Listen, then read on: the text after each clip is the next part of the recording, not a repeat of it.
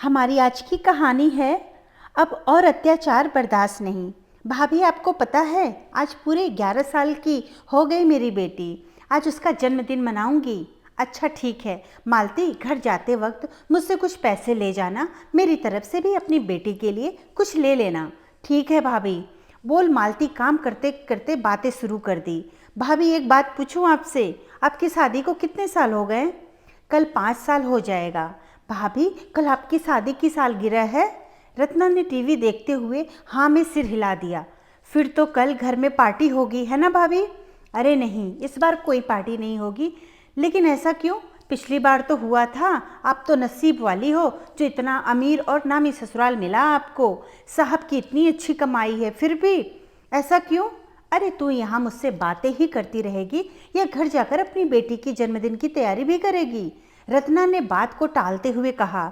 अरे हाँ, मैं भी ना कितनी पागल हूँ, बातों में लग जाती हूँ। इतना कहकर मालती काम निपटाकर चली गई। तभी मोबाइल की घंटी बजी। रत्ना ने देखा तो उसकी सास करुणा जी का फ़ोन था। करुणा जी एक समाज सेविका थी जो महिलाओं के खिलाफ होने वाले घरेलू हिंसा और अत्याचारों के खिलाफ आवाज़ उठाती थी। वो समाज सेवा के काम से कुछ दिनों के लिए बाहर गई थी। रत्ना ने फ़ोन उठाया तो वो कहने लगी, रत्ना, तुम्हारी वेडिंग एनिवर्सरी की सेलिब्रेशन के लिए मैंने इस बार शहर का सबसे बड़ा होटल बुक करा दिया है। इस बार घर पर सेलिब्रेट नहीं होगा। लेकिन माँ जी, इस बार पार्टी करने का मन नहीं है। सुन लिया प्रवेश? करुणा जी ने कहा। रत्ना को समझ में आ गया कि माँ जी ने कॉन्फ्रेंस कॉल करके प्रवेश को भड़काने का काम किया है। इतना सुनते ही रत्ना के हाथ पांव कांपने लगे। वो बोली कि मैं ये कहना चाह रही थी कि मुझे पार्टी नहीं करनी क्योंकि थोड़ी तबीयत ठीक नहीं लग रही है। रत्ना ने लड़खड़ाती जुबान में डरते हुए अपनी मन की बात कही। तुमसे कोई सलाह नहीं मांग रहा है, जितना बोला जाए उतना ही किया करो। ज़्यादा जुबान चली तो पता है ना, चुपचाप पार्टी में चली आना, समझी? इतना कहकर फ़ोन काट दिया। रत्ना वहीं सोफे पर थम से बैठ गई और अपनी पुरानी यादों में चली गई। उसे पुरानी भूली बातें और पुराने जख्म जैसे सब ताज़ा हो गए। वो सोचने लगी कि कैसे भूल जाऊं जो पिछले साल प्रवेश ने मेरे साथ किया था। वैसे तो हर रोज ही होता है, लेकिन उस दिन सब मेहमानों के सामने पार्टी में प्रवेश ने मेरे ऊपर हाथ उठाया था। समाज सेविका के नाम पर सासू माँ एक शब्द नहीं बोली और नहीं तो सबके जाने के बाद कहा कि पति पत्नी में छोटे मोटे झगड़े तो होते रहते हैं। मामा और मामे भी समाज की दुहाई देकर रत्ना को रोता हुआ छोड़कर चले गए। रत्ना के माता पिता का स्वर्गवास बचपन में ही एक कार एक्सीडेंट में हो गया था, जब वो सिर्फ 5 साल की थी। बड़े होने पर उसकी शादी मामा मामी ने पैसे के लालच में कर दी और अपना पीछा छुड़ा लिया। जिसके पास जाए किसके पास जाए अपना दुख कहने। तलाक लेकर अकेले रहने में भी डरती थी, दुनिया क्या कहेगी। कोई सहारा देने वाला भी तो नहीं था। करुणा जी और प्रवेश उसे बात बात पर धमकी देते कि अगर हमारे हिसाब से नहीं चली तो किसी भी लायक नहीं छोड़ेंगे। अभी जो रोटी कपड़ा सानो शौकत मिल रहा है वो सब चीज़ों के लिए मोहताज हो जाओगी, कहीं भी मुंह दिखाने लायक नहीं रहोगी। बस इसी डर के मारे रत्ना उनके मारपीट और घरेलू अत्याचार हर रोज़ सहती और अंदर ही अंदर घुटती रहती। और यही कारण था कि प्रवेश की हिम्मत और बढ़ती गई। शराब पीकर मारपीट गाली गलौज करना अब तो यह आम बात हो गई थी। अभी इसी उधेड़ बुन में लगी थी कि तभी डोरबेल बजी। दरवाज़ा खोला तो प्रवेश सामने खड़ा था। इतना भी पूछने की हिम्मत नहीं हुई कि आज इतनी जल्दी कैसे आए।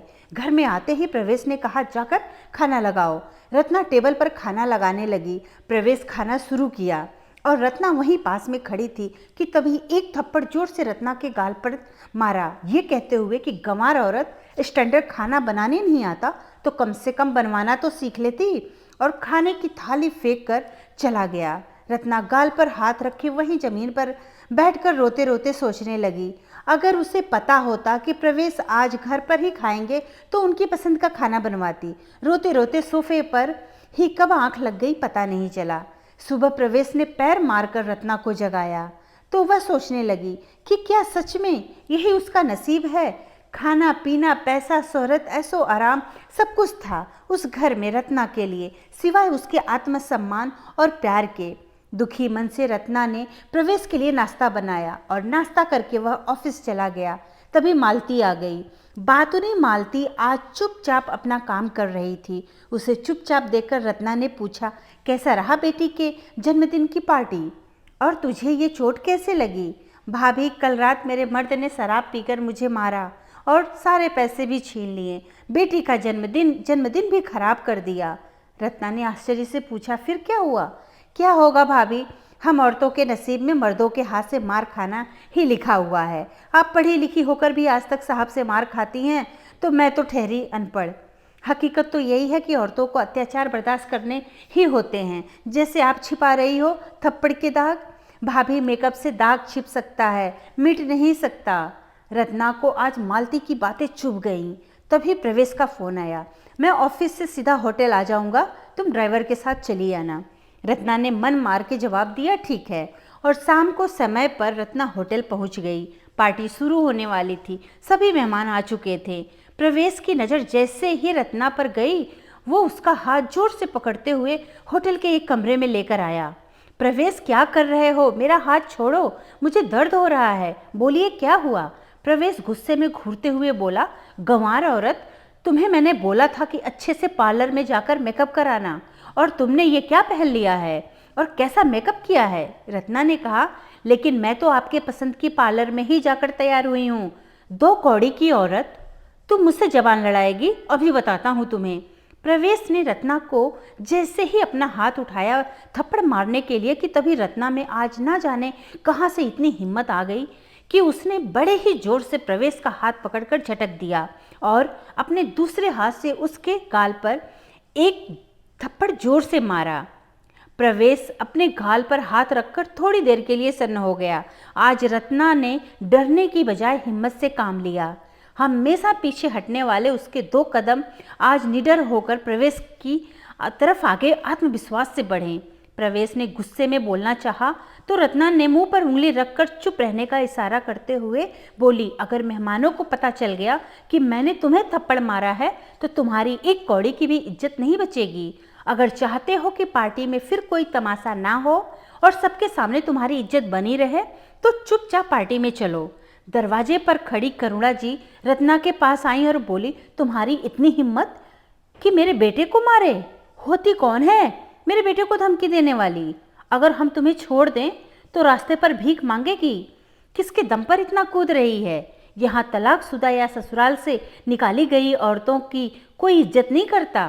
प्यारी सासू माँ, आज आप भी चुप ही रहें तो बेहतर होगा।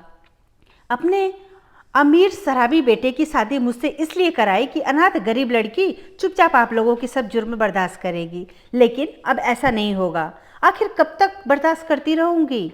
अब चुप रहने की बारी आपकी, वरना जिस समाज और मीडिया में लोग आपको देवी मानते हैं और औरतें आपको न्याय और महानता की मूर्ति समझती हैं, वही औरतें, समाज, मीडिया आपकी सच्चाई जानकर आपको सलाखे के पीछे पहुंचा देगी। जरा सोच कर देखिए, आग की तरह ये खबर हर मीडिया चैनल के ब्रेकिंग न्यूज़ में फैली होगी। उम्मीद करती हूँ कि आपकी समझ में आ गई होगी मेरी बात। मेरी चुप्पी को आप दोनों ने मेरी कमजोरी समझ के रखा था, पर अब और नहीं। अब बस, मैं पढ़ी लिखी हूँ, अपने सभी सामाजिक और कानूनी अधिकार भी जानती हूँ। पूरे 5 साल से आप लोगों की प्रताड़ना बर्दाश्त करती आ रही हूँ। अब और अत्याचार नहीं बर्दाश्त करूँगी। मर्जी आप लोगों की है। अब मैं पार्टी में जा रही हूँ। धन्यवाद दोस्तों। कहानी अच्छी लगी तो लाइक और सब्सक्राइब जरूर करें।